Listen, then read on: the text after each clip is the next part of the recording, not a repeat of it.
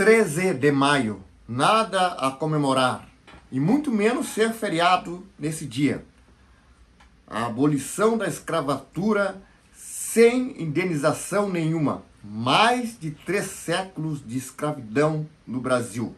Para saber por que não ser feriado em 13 de maio, venha comigo.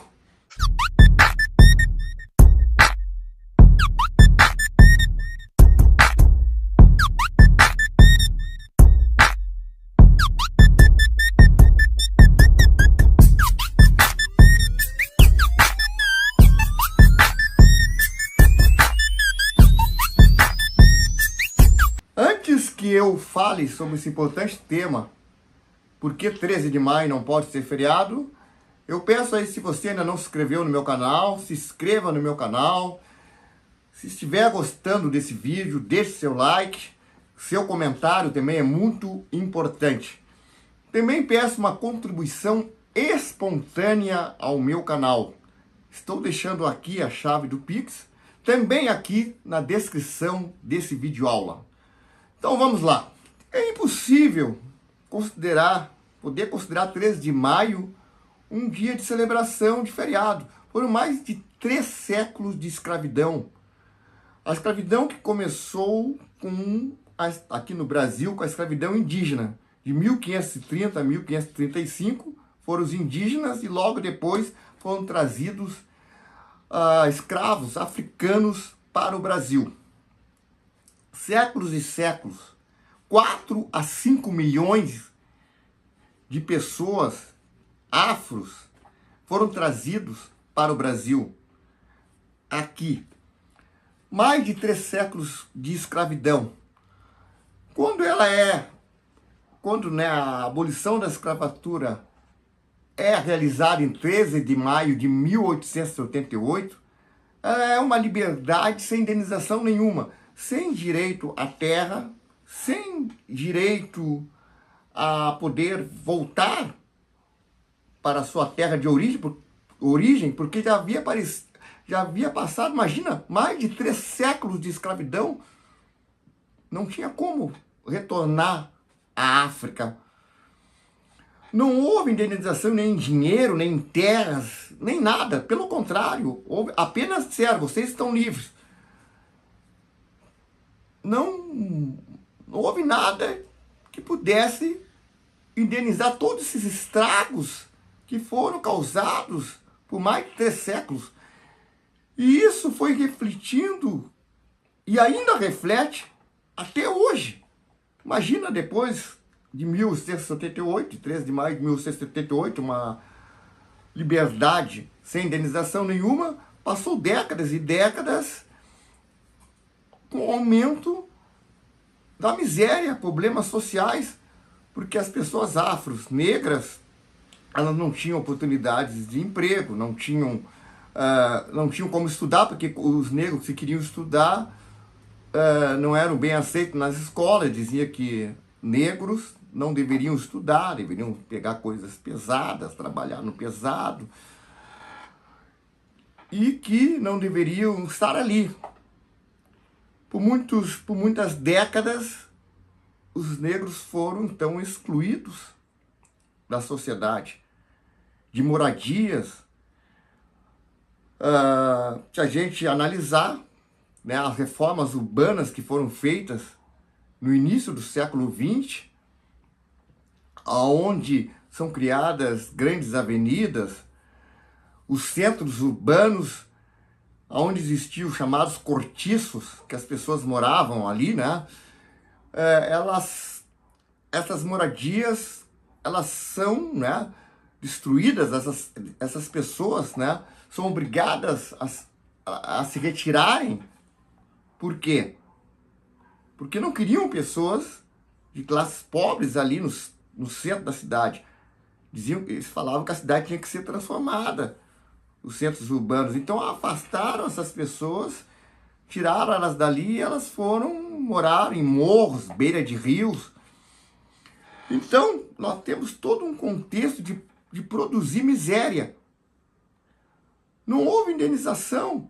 Assim como houve, vou pegar o exemplo da Segunda Guerra Mundial, quando nós tivemos, no período da Alemanha nazista, onde nós tivemos o chamado Holocausto, o genocídio, onde judeus foram a maioria, né, 6 milhões de judeus mortos, né, em campos de concentração, e os judeus que sobreviveram foram indenizados. Lembrando que a Alemanha até hoje paga indenização ao Estado de Israel, né, os judeus, e isso não houve com os afrodescendentes, com os negros. Não houve, simplesmente houve uma liberdade sem indenização nenhuma, que reflete até hoje. Basta ver que, se a gente pegar e analisar nos bairros de ricos, de classe médias, o que predomina são pessoas brancas, caucasianas, que estão ali. E nas periferias, nos morros, nas beiras de rios, são as pessoas negras. Pretos e pardos, que formam a maioria da população negra do Brasil, estão nos morros, estão nos bairros periféricos, nas beiras de rios, morando em lugares de riscos.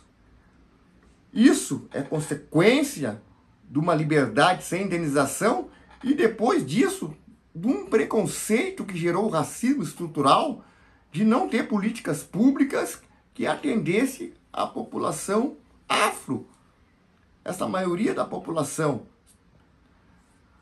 Imagina, nós só vamos ter política de ações afirmativa a partir do governo Lula de 2003, né? Em 2003, quando são criadas políticas de ações afirmativas. Isso foi criado no século XXI, políticas de ações afirmativas, de cotas. Cotas não é como tem alguns que pensam que cota é favor, é assistencialismo, não tem nada a ver com isso. Cotas são políticas de reparações sociais. Ah, mas isso já passou, mas reflete até hoje. Se reflete até hoje, tem que ser feito algo para mudar. E mesmo com política de ações afirmativas, a desigualdade ainda continua muito grande.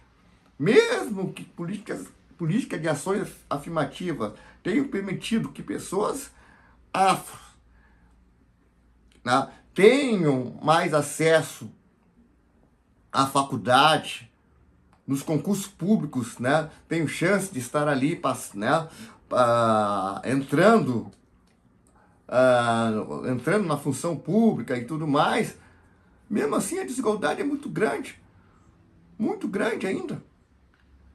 Ainda se olharmos a representação política no Brasil, vamos ver que a maioria são pessoas brancas que estão, basta ver o Congresso Nacional, basta ver, mesmo sendo governo de esquerda ou direita, a maioria das pessoas que ocupam cargo no ministério são pessoas brancas. Então há muita coisa a ser transformada no Brasil, porque a política de ações afirmativas ela é recente e ela não é para durar para sempre. Ela é para durar enquanto existir essa desigualdade. Porque ela foi criada com o objetivo de acabar com essa desigualdade. Porque toda uma competição, os participantes têm que largar igual, um do lado do outro. Basta ver que quem entende de futebol sabe que um campeonato de futebol começa todo mundo com 0 pontos, né? Aí depois cada um vai, né, fazendo seus pontos. Mas quando se larga com um lá na frente, o outro lá atrás, um no meio, não tem como. Nós temos que sanar essa desigualdade social, dar as mesmas oportunidades. Então, 13 de maio não tem nada a comemorar. Uma liberdade sem indenização nenhuma. Simplesmente disseram, vocês estão livres, agora se viram.